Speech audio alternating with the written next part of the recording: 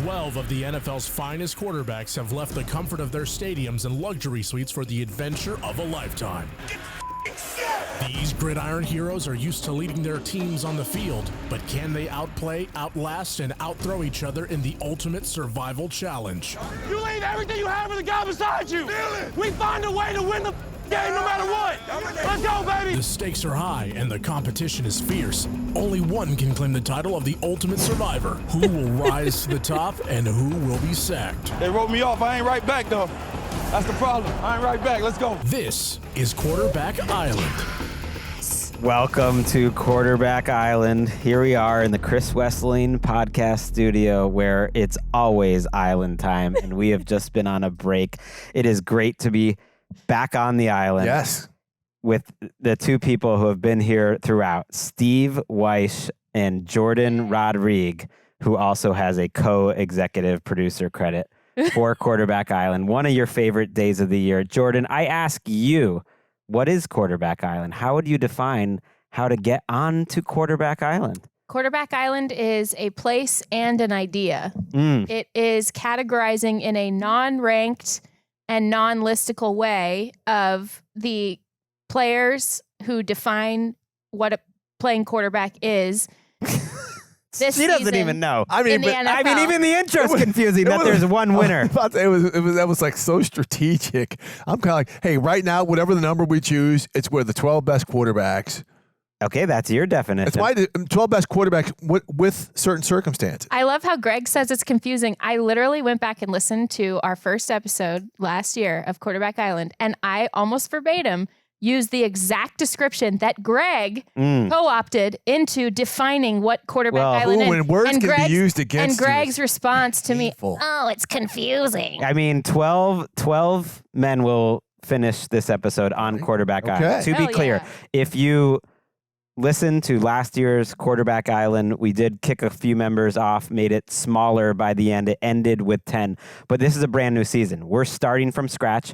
We're not kicking anyone off per se, or we're putting 12 guys on there. It's a level set. 5 guys, actually, we went and checked. We've now got history, stayed on the island throughout all of last season. And Only 5? I suspect those 5 will be back again this season. And yeah, we all have our different definitions, and we're going to talk about that during the show. To me, it's like, who defines the quarterback position? It's not necessarily literally what I said when you best. asked me. I mean, you kind of were going, you were hemming and hawing. Steve was with me. Oh my It God. wasn't There's some clear. extra verbiage in there, Jourdan. Yeah. It was, oh my God. But I will say this. Next time we have to give Mahomes his new haircut. Yes. Yes. In the picture. Yeah. Yes. And if he's on it. You can check this show out on YouTube. As always, I think it's safe to say that Patrick Mahomes is going to be on it. So let's just get right to it. There's 32 starting quarterbacks in the NFL, although we don't know who is starting for the New Orleans Saints. We did find out who is starting in week 1 for the Indianapolis Colts. So I thought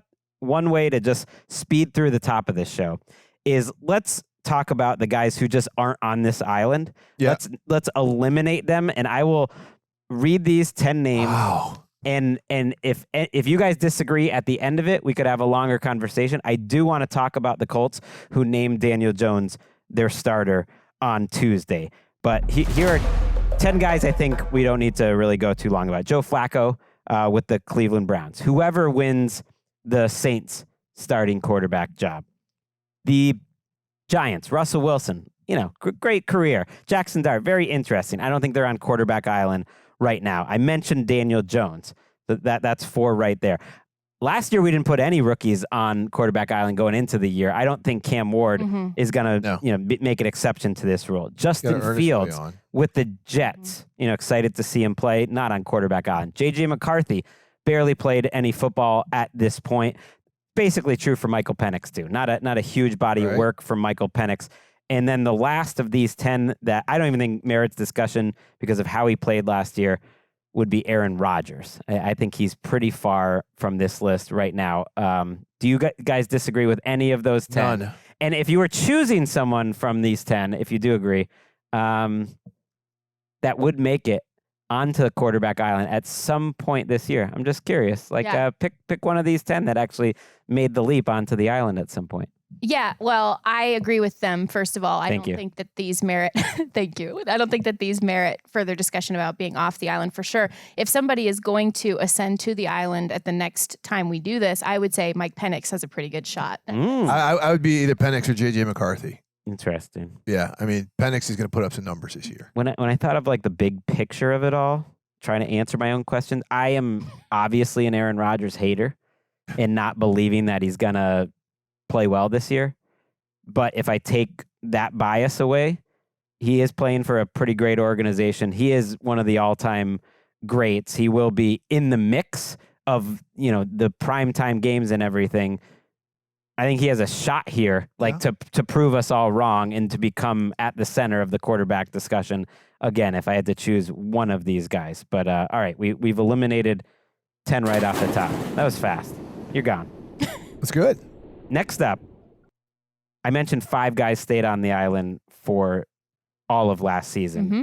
4 of them have kind of separated themselves to me in the quarterback discussions as the big 4 right now. That's Patrick Mahomes, Lamar Jackson, Josh Allen, and Joe Burrow. I'm all ears to any hot takes or anything you guys want to say about these gentlemen in general, but it seems obvious they are going to be part of Quarterback Island. They increase the property there, the rent, just having these guys there is good for the island. Yeah, I don't disagree with any of these. These are established Islanders. These are guys who you think about when you think about, not just the best quarterbacks in the league right now, but also the people who collectively define the quarterback position as it stands right now in 2024, 2025. I also think it's also fair to say that I've got one eye on, I know, Gregg, you've been on this too, got one eye on Pat Mahomes, needs to play a little bit better. I think that, it's still inside top 10 numbers for collectively, if you look at his advanced metrics and some of his more simple stats, still 9th in EPA per dropback, still 9th in touchdowns, 26 touchdowns, 11 interceptions, but actually a sub 100 passer rating at 93.5. It's not a perfect stat, obviously, but Pat Mahomes, I think, could ascend a little bit higher this year. Some of the people they've built around him in terms of his offensive line, you just really want to see him back in that completely defined status of being the best quarterback in the NFL, statistically, by reputation. By the eyes, give me a little sizzle, Patrick Mahomes. To me, Quarterback Island is much more of a feeling of how they make you feel, how center they are, and are they passing the eye test? And he does to make the top 4. But can he get back to the old Mahomes? He is to me. He's one of the 1, 2, or 3 guys you could put on any team in any system under any head coach under any weather conditions, and he's going to make your team better. He's going to add wins, a significant. I think these 4 are the 4. Yes, I think these agreed. 4. I think these 4. Who's the guy you're leaving out there? Because I was going to ask you guys if you were picking one of these 4 to not be on the island healthy at some point this year, which one would you pick? Because the history of the NFL would say that they're not that consistent. And yet the all-time greats kind of are. These guys So I thought it was an unfair question because I couldn't answer it either. Thank you for having that conversation with yourself in your own head and talking yourself out of it. That's literally what NFL Daily is all about. I will say this, though. The way you went about this is exactly how I did. I'm like, okay, who are the guys who are definitely on there? And right now, you knocked off 10 and I 22. Okay, I don't. And now we put on 4. So they're on the island. 4. Right, so you put on 4. So I was like, okay, I got to 18. Then who are the guys who are definitely on? And okay, so we have 18 remaining starting quarterbacks in the NFL.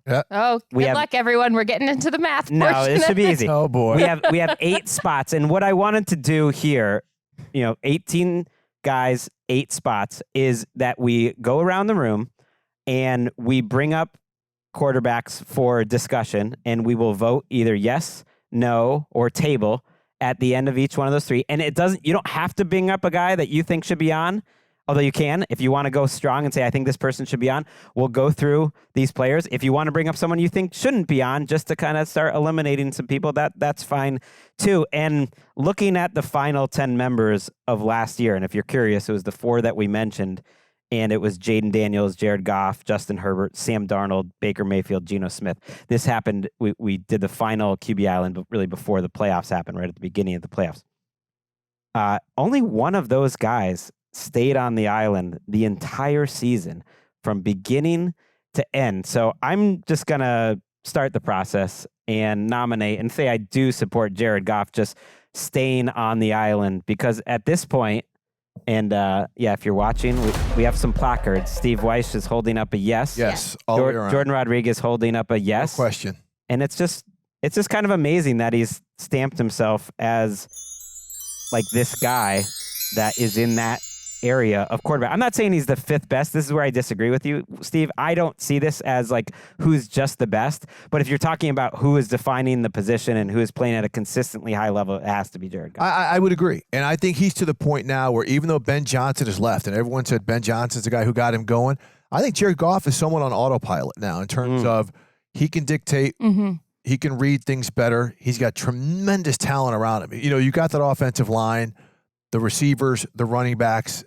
Again, I think unless he's just an absolute disaster, which I just don't see, I think he's a veteran quarterback now who can step right in and keep this thing rolling. Yeah, I don't worry as much about the changeover of the coordinators that they're going to be going through in Detroit. And that's partially because, A, we know Dan Campbell can identify talent at coach, and B, because Jared Goff's actually doing more at the line of scrimmage now than he ever used to do. And I think what really defines where Jared Goff is right now for me in terms of what this team building process has been over the years with Detroit is that he is a fixed point in the math equation where you know when you're going to draft and scout talent, when you're going to bring in young talent, when you're going to bring in free agents, you know exactly what the quarterback will give you to amplify and sort of magnify what those players are and how they fit as the rest of the pieces of the equation of your offense. He is a fixed point on the map for them. And I think that is, it's outstanding, first of all, for their offense, but as much change as happens, when you have that at quarterback, you're going to be okay.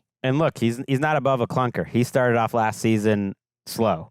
That playoff game turned on some Jared Goff mistakes. Yes. But I agree that the guys we started with are the ones that you could put in any situation and they would just elevate. And that's just next level. That's the Hall of Fame type of players. But the longer we do this, it's like you got to give Jared Goff the same grace I used to think about when people would talk about Brady or Belichick or this or, you know, it's like Montana and Walsh.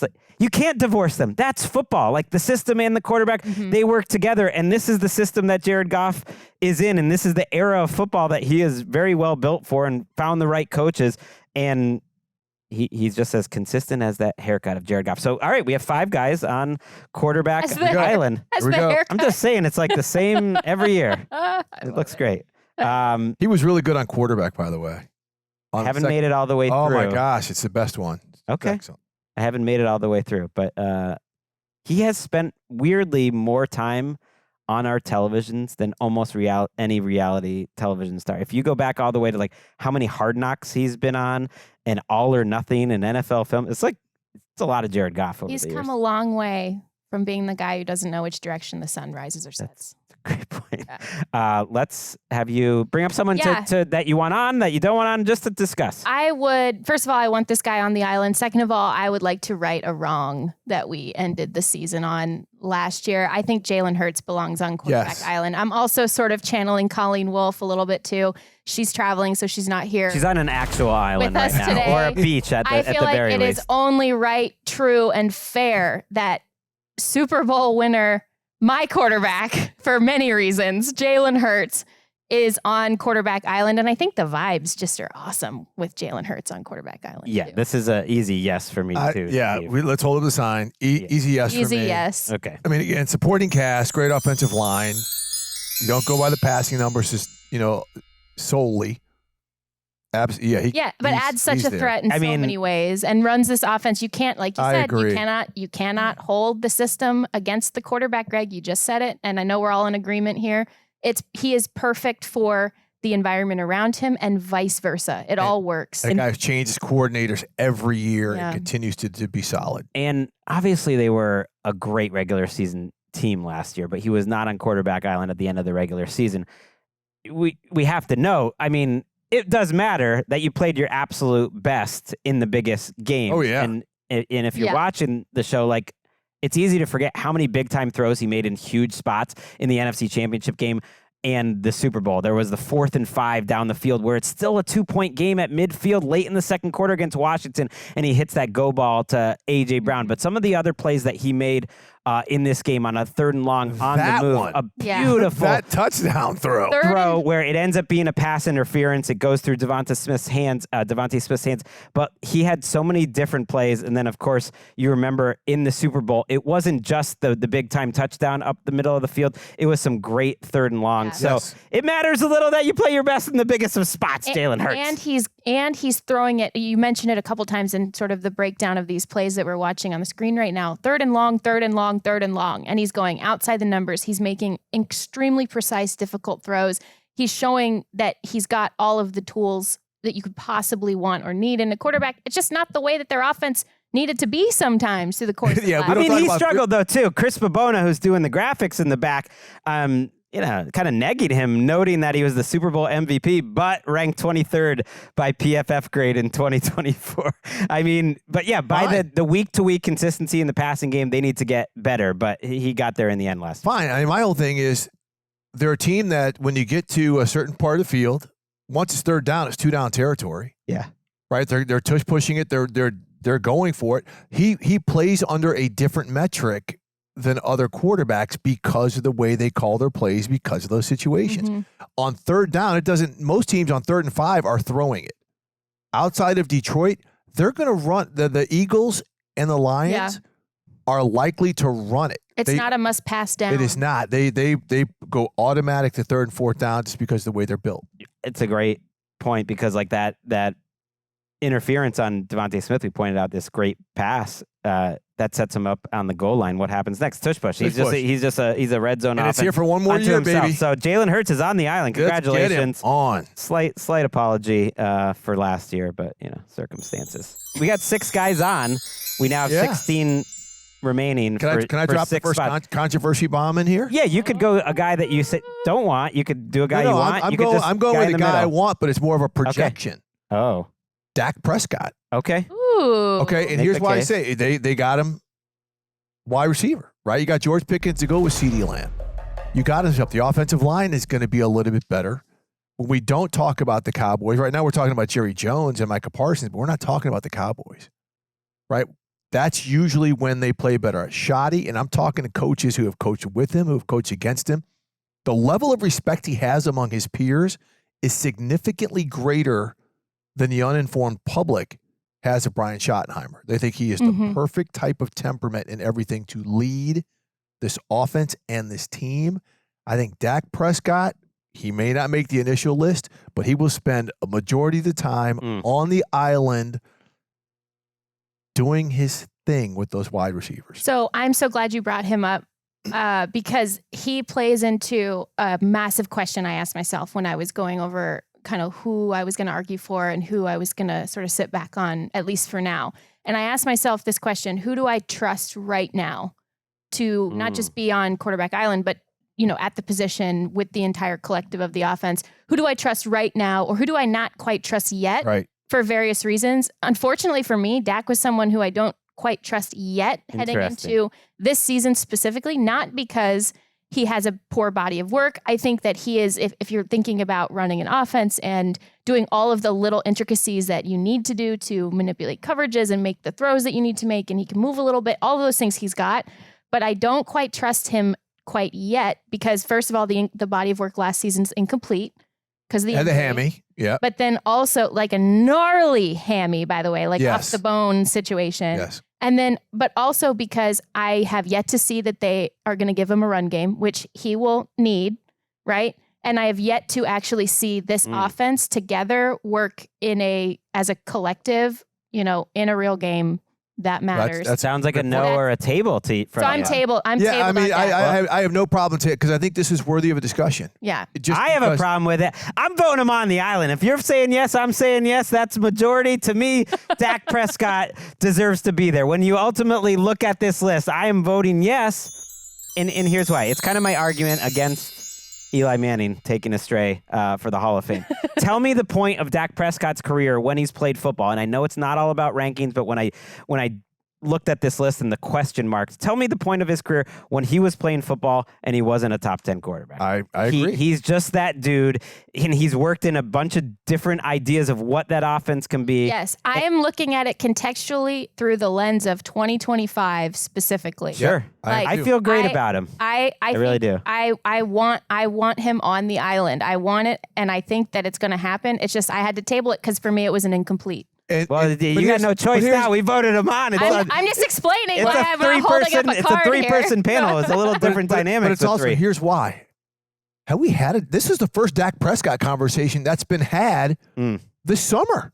Well, we do a daily show, Steve, so we've had every conversation. God knows people are having the Dak Prescott conversation off of our show. I mean, I know that, but I'm just saying, like, when you watch NFL Network, when you watch ESPN, they're talking about Micah. They're talking about Jared. Yeah. They're not talking about Dak in this offense. Totally fair. And you know what I'll say is when you think about the situation that they've put themselves in with Micah, your next thought logically is, oh, thank God they still have Dak. You know, thank God they have someone stabilizing the organization in that way. To me, he is Dak, who's getting the $50 million. Right. He doesn't elevate like those first four guys, but I think he has proven with any sort of surroundings that he is elevating in general. And yeah, can I be convinced by one day of practice that I happen to watch at Cowboys camp and just him looking all trim and throwing bombs down the field? I mean, he throws a beautiful football, and he's one of the smartest quarterbacks in the league. He has the experience. He's got targets. I just feel good about this. So he is the seventh man on quarterback island. I'm good with that. We've got a lot of yeses so I'm good far. with it. I know, I'm fine good with that. it. And just because I like to, mix it up a little, I'm actually going to bring up a guy that I don't think is going to make it. I'm going to bring up Drake Maye. I love that conversation. You are going to bring up Drake Maye? What? No and way. I'll say right out, when I ultimately did this list, I thought it was too much of a projection to put him on. So I'm voting no on Drake Maye.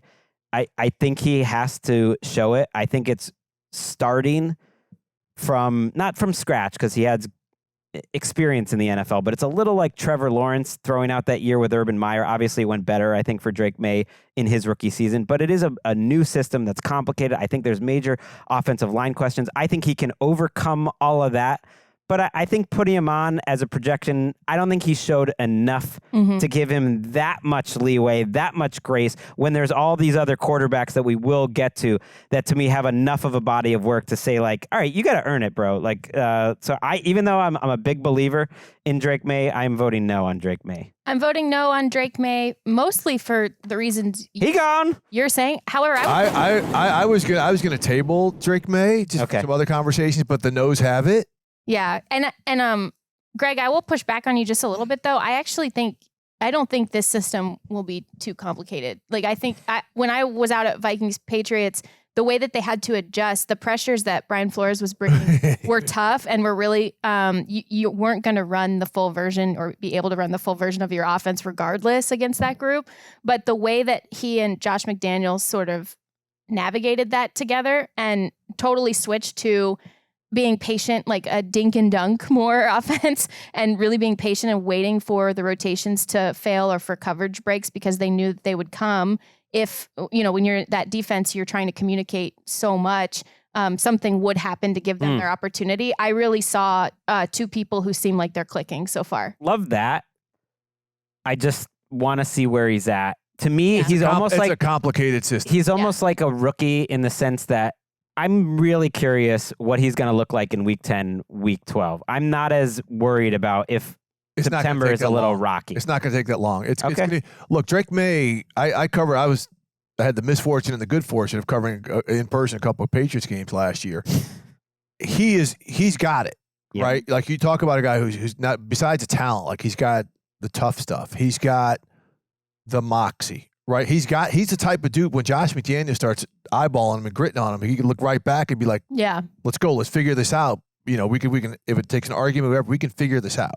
Like he's not going to with him. He's not that guy to put up what he had to go through last year with that terrible offensive line. They had 10 million guys doing it, no real threats at skill position, and to perform the way he performed, that says a lot. But he's more than a tough guy. I just think he's got some stuff to him, and once they get him more targets, let's see when Stephon Diggs comes back.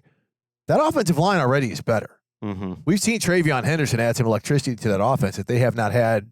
He might be the number one receiver. It should be better. Am I a little anxious about the constant reports in Patriots camp that the offensive line gets worse by the day, that he's getting sacked 7 or 8 times by both the Patriots, the Vikings? Yes, I am a little concerned. The Vikings are going to get on. The Vikings are going to get on. But even at Patriots practice, like their offensive line throughout has some issues. So they're look, going to be better. We put 7 guys on.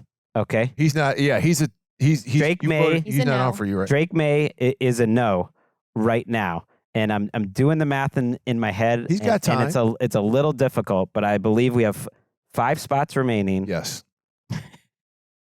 And I believe we have 14 guys who are eligible. Well, there's a couple. There's a couple other slam dunks. For our listeners, Greg just went cross-eyed. It really hurts. We are going to take a quick break, and we are going to find out who are the original members of Season 2 of Quarterback.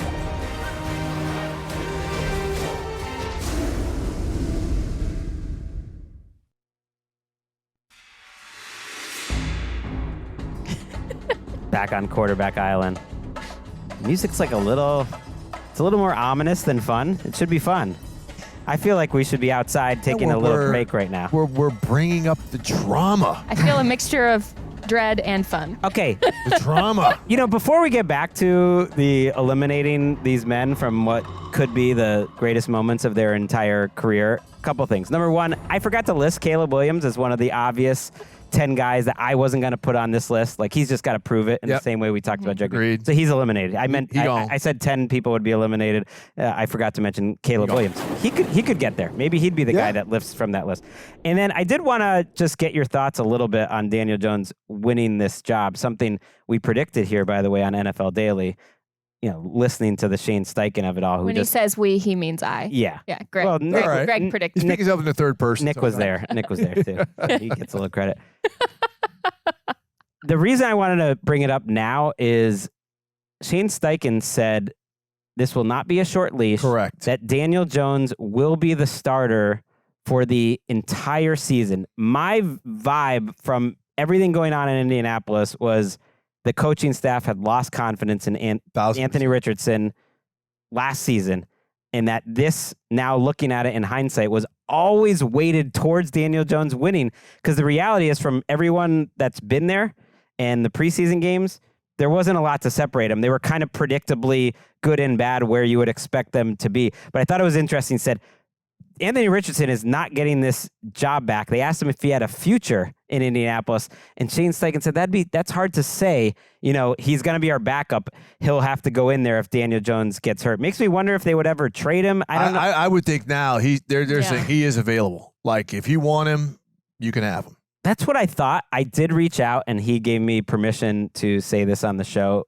Ian Rappaport threw some cold water on that privately, now publicly, to me. That was just his opinion. He thought ultimately, like, they're trying to win games and they need a backup quarterback. And even if, all the reasons we said they're out on it, Anthony Richardson is true, they need a backup quarterback, and they know that they have to win games this year. They just think Daniel Jones is the guy to do it. I am so glad that you brought that up from Ian, because to me, that puts off all the alarm bells in the world in my head of like, okay, who would be the one that would have to actually say yes on a trade of Anthony Richardson? Chris Ballard. Yeah. Who was the person talking to my colleague at The Athletic, Zach Kiefer, being so adamant that they were going to have all the patience in the world with Anthony Richardson coming into this season? And Zach has a good BS meter, and in a very believable, convincing way said these things.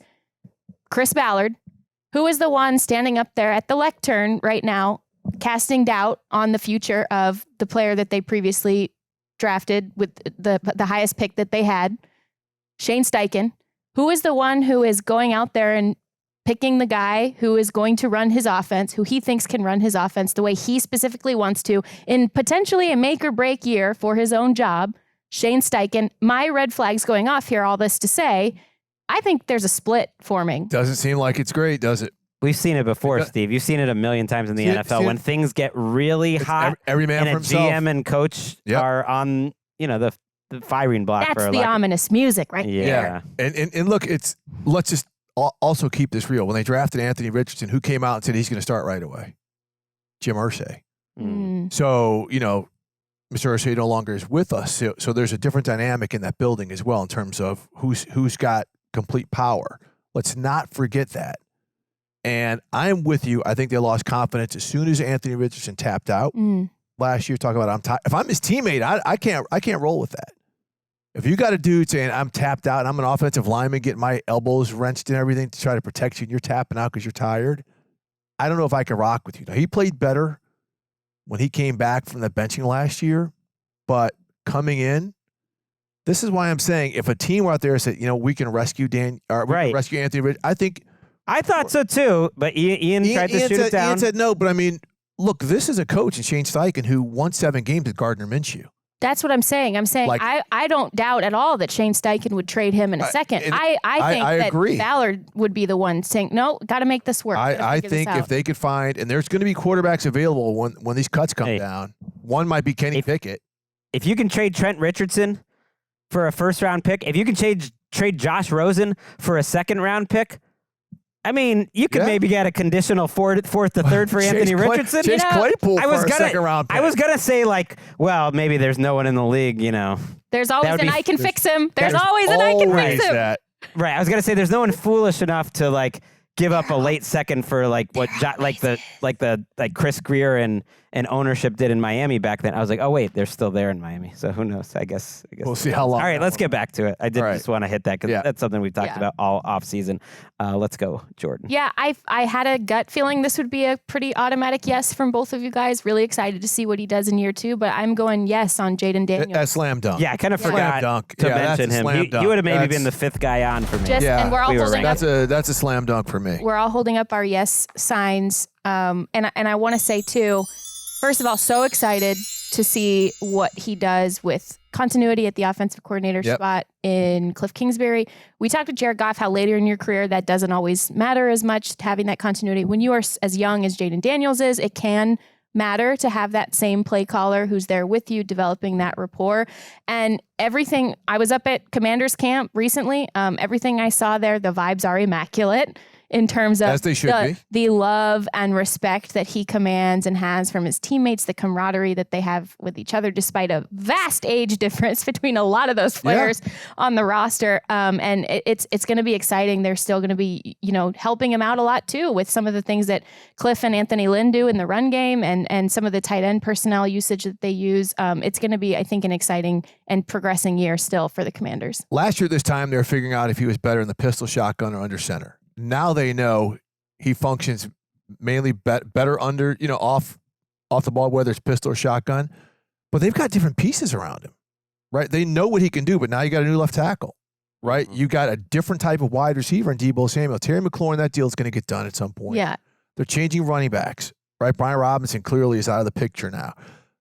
They're moving things in a little different direction offensively where they're going to open things up a little bit more. He's not going to be their leading rusher like he was last year. Defensively, they're going to be better. You see getting Trey Amos at corner to go with Marshawn Lattimore, who's healthy. They're going to get a few more possessions per game. And defensively, one thing, speaking to Dan Quinn and Joe Witt about, last year on first down, they got tagged.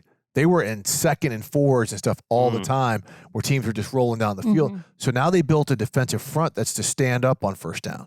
Johnny Newton getting some pop. Correct. Yeah. So now they can get guys in 2nd and 8 and they can turn some stuff loose so they can possibly feel they can get a couple extra at least one extra possession a game. Yeah. Glad you mentioned Brian Robinson. Yeah, he didn't play in the preseason game on Monday night, and the reporting indicates that he might no longer be with that team. Chris Rodriguez was playing our guy Bill. Corey Krosky in there. All right, let's move on because we got 13 guys still to talk about for 4 spots. And yeah, it's never bad, by the way, to just see Jayden Daniels doing things, scoring a touchdown in preseason, just to get back excited. But we have 8 guys on the island. Jayden Daniels is on the island. I'm going to throw another bomb in here. I'm going to go controversy again because I'm going to stand up for this guy, Bo Nix. I love Bo Nix. It's a tough one. He's right on the border, I think. I know he's on the border because there's some other players. We got the Staffords, we got the Herberts and guys we have to get to and have a conversation about. Whether we table it or not, I think we need to have a conversation about Bo Nix because we saw him get better and better in Sean Payton's offense. They got him more weapons this year, including a Kamara-type running back in the draft. Offensive line is very good. The defense might end up being the best defense in the NFL. That's all stuff that's not in Bo Nix, though. But and so Bo Nix, that's the question. Is it the you quarterback can or sit the... there and say, you can sit there and say that, but what Bo Nix did for them last year, one, he showed, besides the athleticism, he's tough as hell. They won games because of Bo Nix.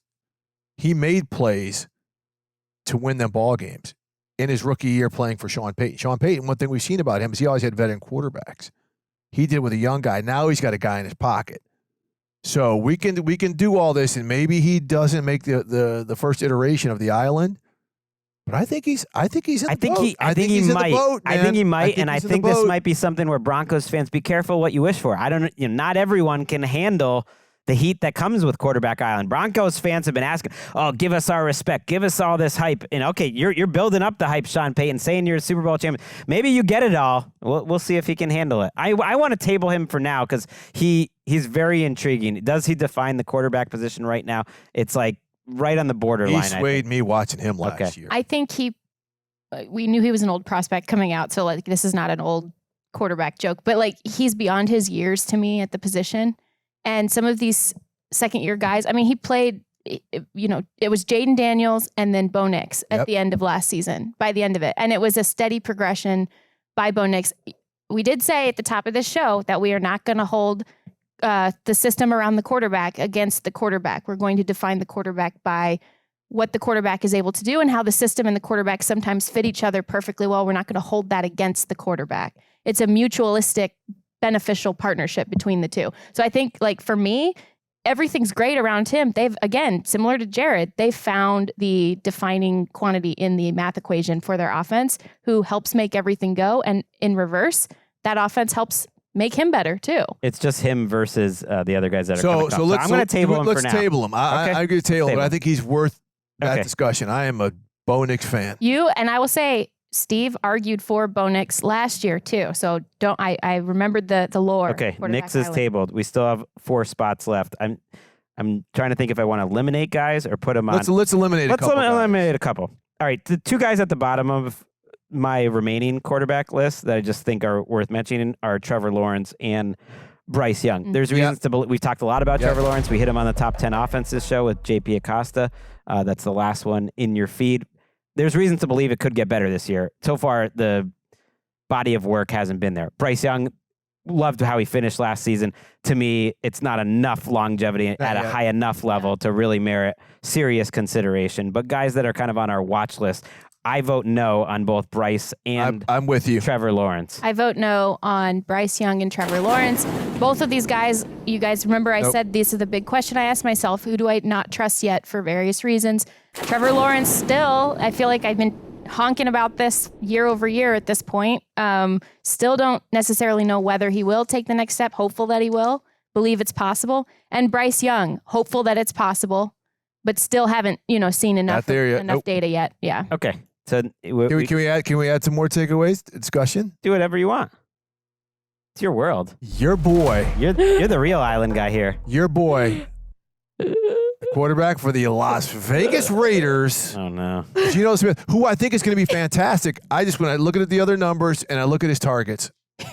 Did you guys notice how we were like the family at Thanksgiving where it's like, we already know the topic that's going to come up at some point that we're going to fight about. We're just not going to bring it up. Let's not bring up the Middle East, Rosenthal.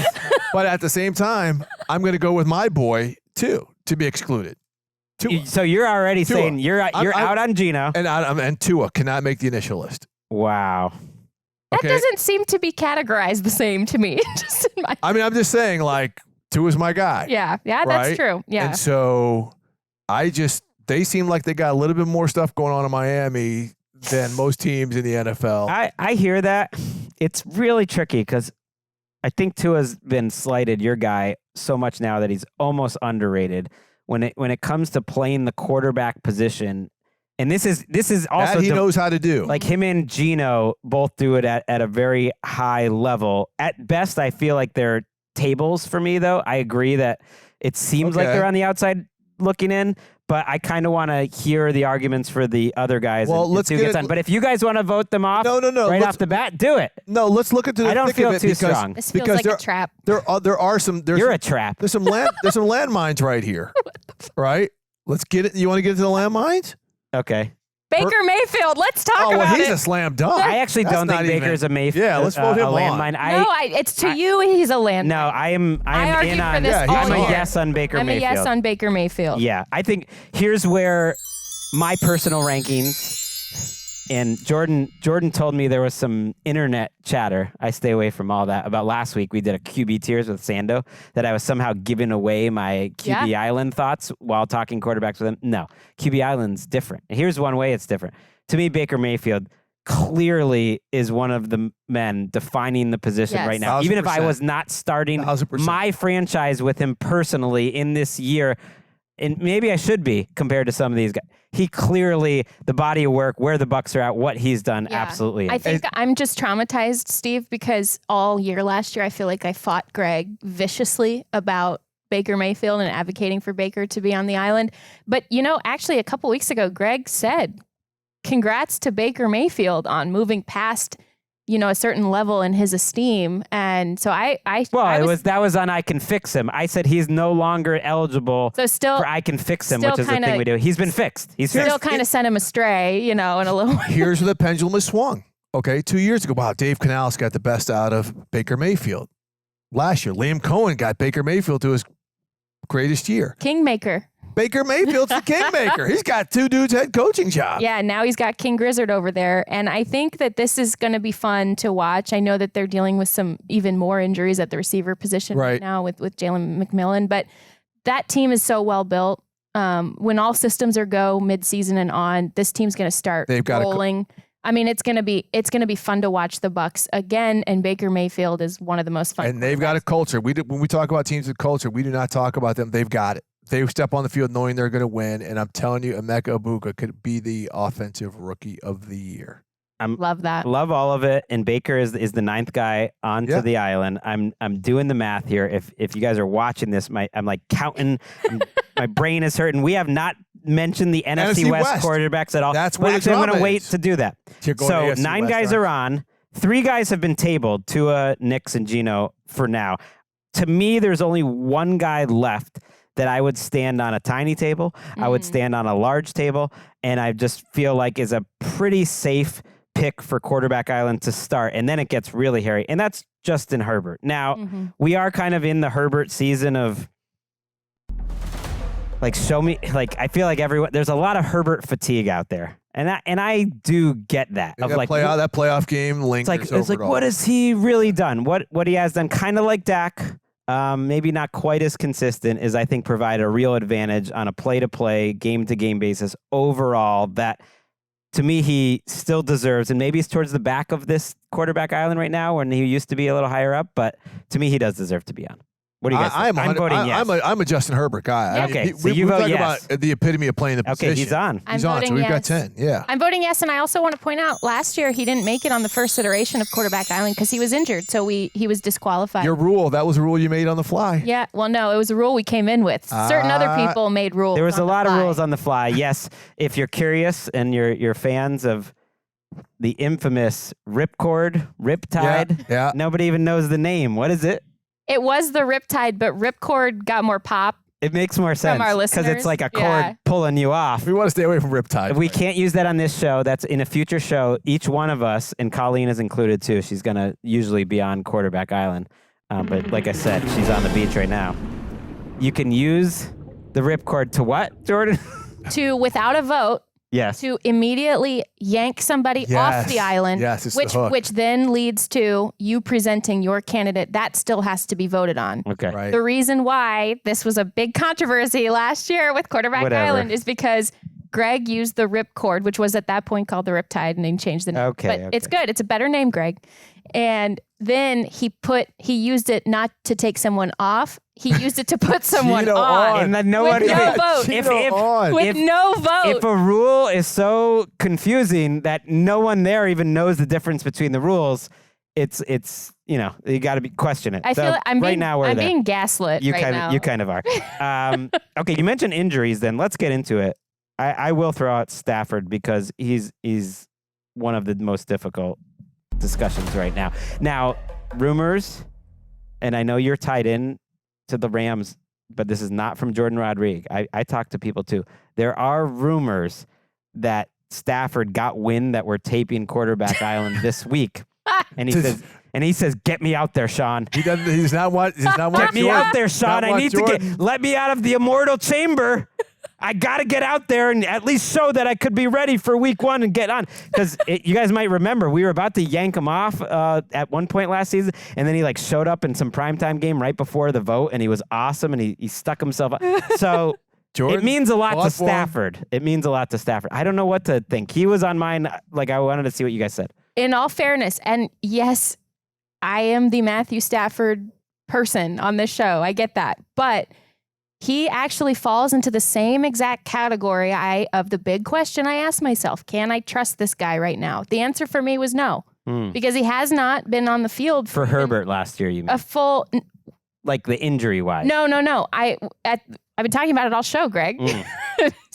Gregg's just doing math in his head. He's not listening. Is that the group of players who I was on the fence about, and I asked myself this question: do I trust them to run this team, to be available? Some of it was injury related. Some of it was just inconsistencies or incomplete bodies of data last year. Right now, for me, do I trust Matthew Stafford right now to open up the island? No, because if he plays like how he finished last season, great. But he wasn't dealing with an aggravated disc last season. And even though he's back on the field, so I wouldn't disqualify him for an injury because he is back on the field practicing. I don't trust it yet. And it's only been 2 days and the season starts in 2.5, 3 weeks. That's why I think, again, I'm willing to table Stafford. I think he opens week 1, but my thing with him is getting through 18 weeks. That's the trust factor. This is starting to sound like a no. Because I was thinking about it because I'm easily swayed by the latest thing I've heard, and Sean McVay saying on Tuesday he looked better even than he looked on Monday. I'm like, okay, all right, we're feeling better about this. I think Stafford's going to be fine to open the season. It's just once that wear and tear. Okay, and we do want guys. It's important for guys on the island. We don't want injured guys on the island. That's why he was a no for me, not necessarily because of the injury, but because I couldn't trust. I say no. Trust it. No, just because. Wow. I'm a Stafford dude, but okay, so he's off. First mild surprise, at least to me. I was actually thinking he might get on. So we have 2 spots left, by the way. Okay, and so we haven't talked NFC West much at all. We haven't talked NFC West, but I want to depart from there because there's another quarterback who I'm not settled on yet, and that's Jordan Love. Yeah. Like, he's a guy who's just so talented. When we saw him last year, he did it, but he just, right now he's got the thumb thing. He's, I think he's going to be fine. Okay. He's practicing. I'm not considering that. It's his non-throwing hand. He's back at practice. It's not the injury thing, and I think they've got some players who look really, the rookie wide receiver looks like the freaking dude there. But I look at the other guys that are left, and I'm kind of like, I like Jordan Love in his circumstance more than I like a lot of these other guys. Interesting circumstance, but do you like the quarterback on it? I do. Talk about trust. Like, I like him, but man, you're not exactly sure what you're going to get. That's exactly why I put him in my large trust bucket. Are we going to vote on Jordan Love? Or are we just going to table him? I want a table. Okay, so we're going to table. Okay, I actually think there's 2 guys that aren't that close to making it to the island. I'm too. I know you're going to go. For me. Let's go ahead. They are both in the NFC West. I'm with you. Like I was saying, there's 2 spots left on quarterback island, but we still have some more guys to talk about. It's Kyler and it's Sam Darnold. And Sam Darnold, one of the biggest upsets, one of the greatest achievements of his entire career. He finished season 1 of quarterback island on the island. As he should have. Never would have guessed it. Now, has he... And then the playoffs happened. Yeah, then the playoffs happened. Has he proven it year after year? He's in a different system. Does he help define the position right now? Both him and Kyler Murray are both intriguing. I think they could get there in the end. It's hard for me to pick those 2 guys, even over the ones that we've tabled so far.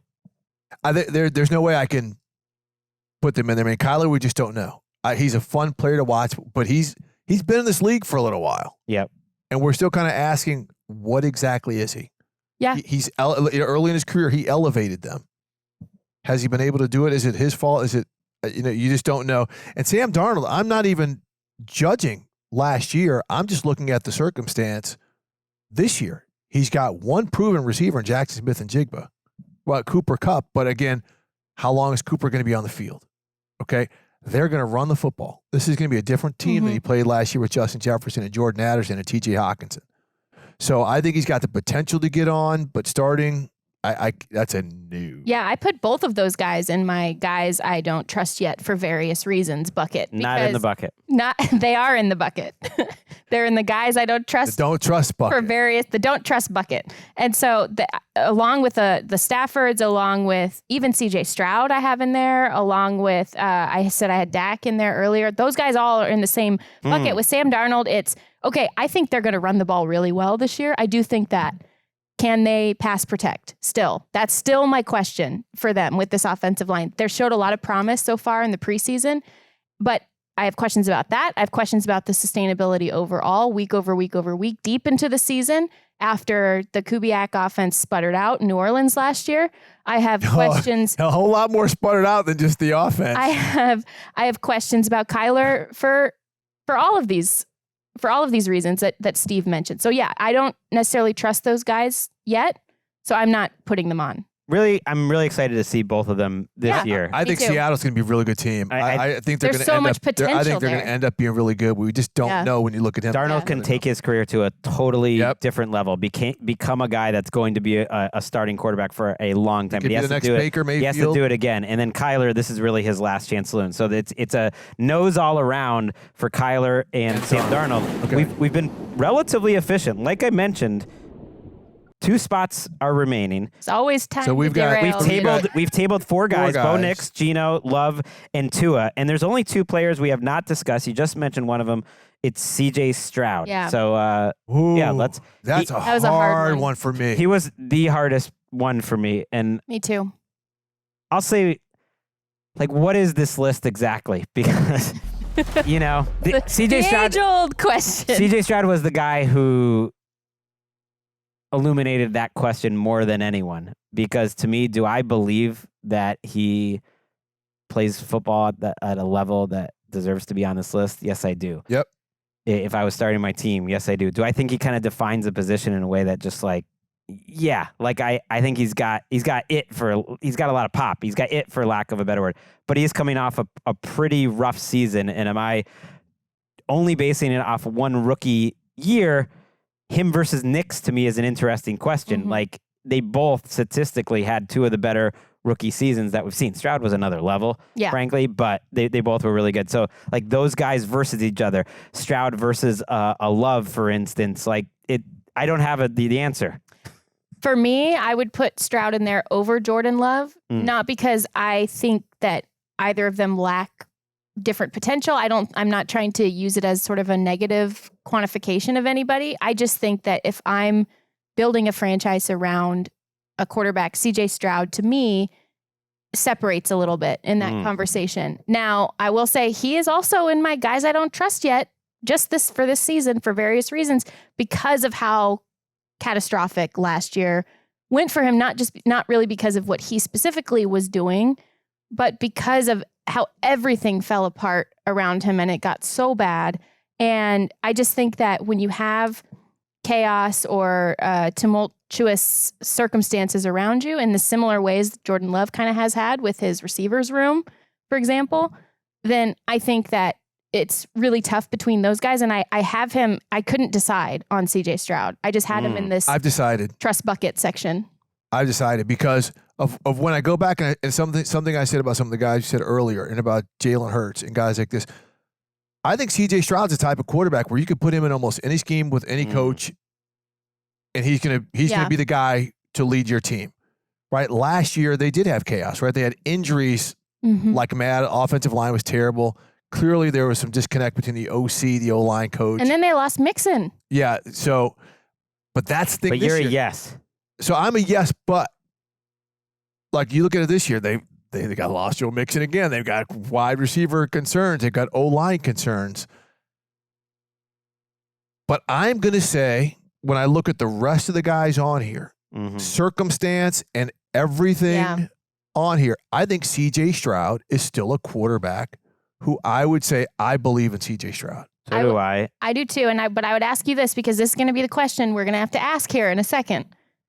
You might have to be deciding to put C.J. Stroud on over Geno, which I know based on your I previous will put that him you on would, over Geno. that you would, but that's going to be the thing that might come up. And also C.J. Stroud potentially, depending on how the rest of the debate goes, potentially over Bo Nix. I would put C.J. Stroud over Bo Nix right now. Then that tells me everything. Okay, So to then me, Steve is a yes on C.J. Stroud. I'm a yes on C.J. I'm gonna table him right now. Okay. And just see, because we haven't gotten to Brock Purdy yet. We have 2 spots left. We've tabled 5 guys. I think let's determine the final 2 spots of QB Island after the break. Oh. All right. Will there be backroom dealings while it's not recording?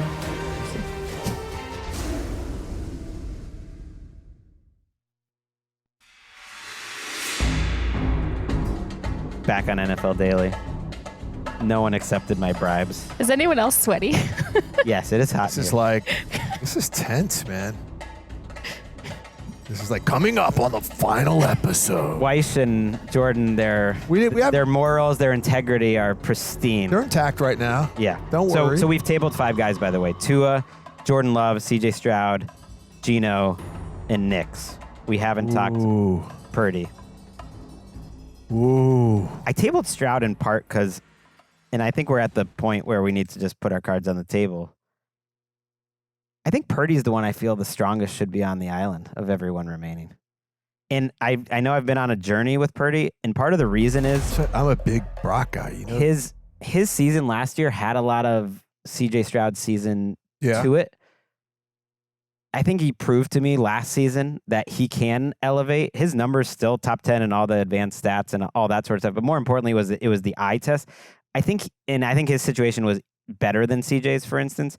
But his history, now that he played well enough to win a Super Bowl, that he played his absolute best when they absolutely needed it, trailing in those playoff games, and that he has a little longer of a track record of all these guys remaining, I think he's the guy that I feel the strongest should be a yes. So that's why I wanted to table CJ for now, and I say yes on Brock Purdy. Yeah, it's a yes on Oh, Brock wow. Purdy for me. We got a unanimous this late in the game. I have to tell you, though, it is a very well documented. Like, at some point, I'm going to bribe Eric to make a supercut of your journey through because as a player improves, what I really like about your journey, tumultuous at times with Brock Purdy, as it has been, as a player improves and shows that he can do different things, you have also evolved and adjusted your evaluation of said player.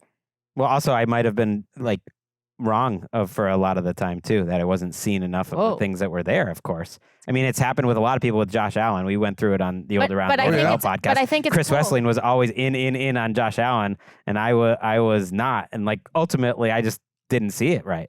Well, that's like a lot of people with Justin Herbert. Like, oh, gee, what? And when we live in LA, so we get to see a lot of Justin Herbert, and it's like that dude. Put him on any other team. Put him on any team for the most part. He's gonna be pretty darn good. Yeah, and to your point, Gregg, the way that he showcased making a range of different kinds of throws, having to be the person who lifted the floor of that offense at times last year with all the injuries that they went through.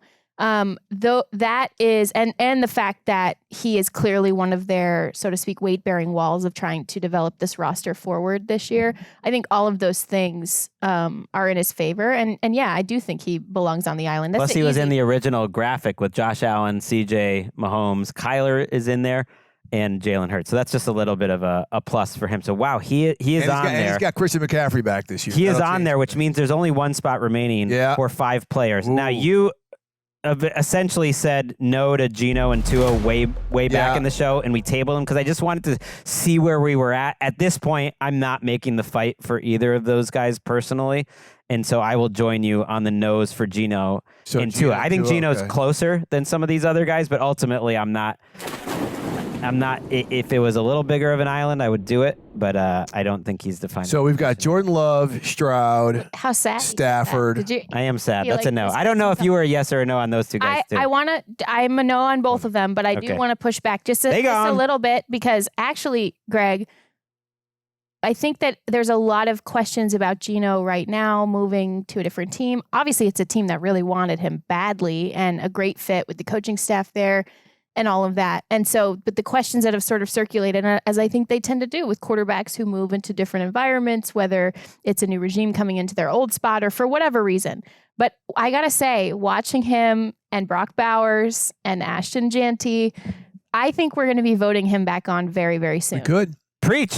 I mean, what am I doing here? Okay, That I'm taking Geno real off quick. the final island? I know. I mean, and this is just a projection because I I'm love that. actually shocked that Gregg went this direction. Well, because I I love look that. at him versus Stroud and Nick specifically, and for how I think about the island, for some reason, I think they deserve it more. So he would be my next guy after those two. Here's where I think he's going to be challenged. And we're going to find out if Geno's really that guy. He's going to be playing from behind a lot more than he had to play from behind in Seattle. The Raiders defense is still going to get gashed, right? They're still going to get tagged playing in that division. He's going to have to put up Shootout. some numbers for them to win ball games. He wasn't necessarily asked to do that in Seattle because at times he was, but that defense was pretty good. We saw Geno when he's having to play toe-to-toe or with a lead. That's why I think he's going to be a little bit challenged. Like Stroud's got a defense that's going to keep them in games. Right. Every week. Right. Bo Nix has a defense that's going to keep them in games every week. So they might not have to show themselves as much as Geno if I'm using that as the barometer. That's just something we have to see when we come back. It's tough. Oh, yeah. You don't think Geno Nation is watching the Seahawks suddenly have a cohesive offensive line and running game and be like, you couldn't have done that? You couldn't have made him a little more quarterback friendly back then? We also don't have like an old guy badass on the island yet. Ooh, that's a good point. Just to play devil's advocate. It's for weird you there, that Greg. Because I know Geno is I know the you want to old guy pivot now. so Is bad. this a Stafford argument? No. It's weird to think of Geno as I don't trust him. old guy. How old is Geno? 34 years old 34. now? Wow. Okay. It's down to three guys. And here's the thing about Jordan Love. As much as I love watching him play, I don't feel like there's enough support. Like maybe it's Steve, but of these three guys, Nick, Stroud, and Love, I find Love to be the harder argument. Even though I think he's great and Yeah. When he's healthy and he's on, I mean, he's special. But again, when we look at these three, I would have him behind Geno for what it's worth too, Jordan Love. There's So are we a there's no nothing on wrong with Jordan that. Love compared to these two guys? I would say so. I'm a no. I'm a no on him, but man, the highs are so high with that guy. Yeah, he looks. He's a fun. If I was player to just watch. drafting quarterbacks, like to move forward, I'd have him above all these guys except for Stroud. Yeah, that was what I was saying. yeah. That was what caught me mentally. That was so hard because I was really just comping those two together. I mean, either way, you're in a great spot as an organization with either one of those guys. But for me, C.J. Stroud just had the edge slightly there. So we're down to Stroud and Bo Nix, right? There can only be one. That's easy. Woohoo. And what is it? C.J. Stroud. Right. I think it's C.J. Stroud too, Yeah. but Broncos Nation, I kind of wanted He's got time. Bo's got time to get back in there. We're yeses all around on C.J. Stroud. He is the Stroud. final member of Quarterback Island 2025. There we go. At least the first one. You know, we got to give Bo Nix something to fight for, something to be hungry. You can't get it all before the season even starts. The Broncos fans, they want it all. Oh, you're not pumping us up enough. Say that they're the best team that's ever been made. No, okay, Bo Nix. So when we come back you're week 13th 5, or 14th. we come back week 5 or week 6 to do this again. Which one of the guys who didn't get on? Well, see, I don't like to think that Let's way. project. Oh, who didn't get on? Who I did thought you were not going to say get that is on. on, that is most likely No, to no, go no. Who off. did not get on? Who's going to be the big threat? Will it be Geno? Will it be Bo Nix? Will it be Stafford? Now, Bo Nix has a lot of organizational support that I think, and he's going to grow in that system, and they could be a really great team. Bro Nix. Right. Yeah, that's gonna help his case, I believe. Jordan Love to me is the most Jordan Love would be talented the one. Yeah, Jordan Love would be his the guy. ceiling, Jordan Love's ceiling is the highest of any of those guys. He's the most likely to be in a. Hey, NFL.com's listing their top 4 MVP candidates after week 4. Yeah. Of any of the guys not on the QB Island list, he's the most likely to be agree. on that. Don't you think? Yeah. His ceiling, like I said, his ceiling is the highest of anyone. Remaining, I think there's a good argument that because I'm thinking about how Sean McVay offenses have historically gone to start the season when he does have the health of the quarterback, it could, Stafford could make a case. Geno, I think, still will make a case by the time we reconvene. But if I were going to say who would be on it if we revoted, all things equal, if we've revoted 10 times, Bo Nix might get the vote 5 times out of that 10. I mean, Wow, this is I don't smoke, but I feel like I need a cigarette, you know? yeah, it's I kind don't of wow. support that. I don't even really drink much, but I need a drink, you know, just the whole thing. I need a gummy. Because like I said, because Geno, because I mean, I don't think the Raiders defense is going to be that great, but if Geno can come up here and make some plays to save the day, yeah, he's got more of an opportunity to be a hero than a lot of these. And honestly, among everyone, both him and Darnold have the most to be angry about, in the sense that, like, we are writing Geno off. Will he write back? You know, Sam Darnold and Geno Smith finished last season on quarterback island. Yeah, whether legal or not. They believe that, you know, they were an important part in elevating this franchise to the point where we got picked up for season 2, and this hasn't been publicly disclosed, but we all got huge pay bumps because of quarterback island.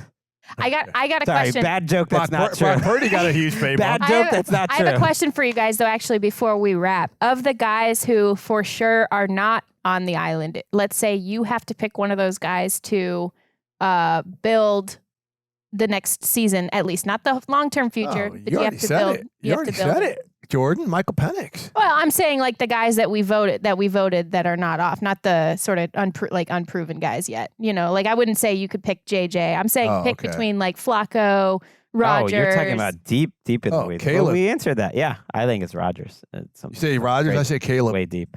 Deep cut. I maybe it's because it's what I fear the most, but ultimately, he didn't make not the most in my life. That's my mortality, but we've been through that. Yeah, a lot of death talk. A lot of death talk so far. NFL Daily season. These 12 men are breathing life into quarterback island. We are saying goodbye. We will be back in the feed with 40s and free agents next. We switched up the order and later in the week, but more importantly, we'll be back on quarterback island throughout the season. It's a quarterly decision of who gets to stay. Bring the sunblock. Bring the sunblock. And I'm looking forward to the regular season because we got more Steve Wyche in the studio. Can't wait. Now that we're at the big time. Do it. The members of quarterback island, once again, Lamar Jackson, Joe Burrow, Josh Allen, Patrick Mahomes, Jared Goff, Jalen Hurts, Jayden Daniels, Dak Prescott, Baker Mayfield, Justin Herbert, Brock Purdy, and the last one, C.J.